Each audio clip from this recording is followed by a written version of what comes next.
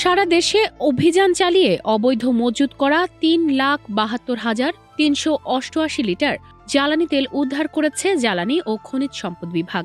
জ্বালানি তেলের সুষ্ঠু ব্যবস্থাপনা নিশ্চিত করতে গত ৩ মার্চ থেকে ১ এপ্রিল পর্যন্ত পরিচালিত ভ্রাম্যমাণ আদালতের কার্যক্রমে এসব জ্বালানি উদ্ধার করা হয় বলে জ্বালানি বিভাগের এক সংবাদ বিজ্ঞপ্তিতে জানানো হয়েছে।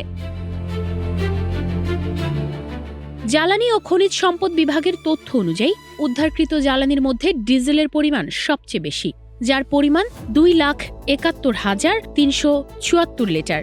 এছাড়া অভিযানে অকটেন ৩০,৯৬০ লিটার ও পেট্রোল ৭০,০৫৪ লিটার উদ্ধার করা হয়েছে।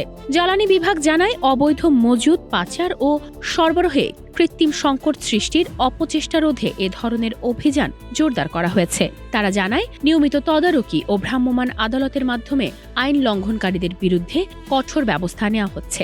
বাজারে জ্বালানির স্বাভাবিক সরবরাহ বজায় রাখা ও ভোক্তাদের স্বার্থ সুরক্ষায় এ কার্যক্রম অব্যাহত থাকবে বলে জানিয়েছে জ্বালানি বিভাগ।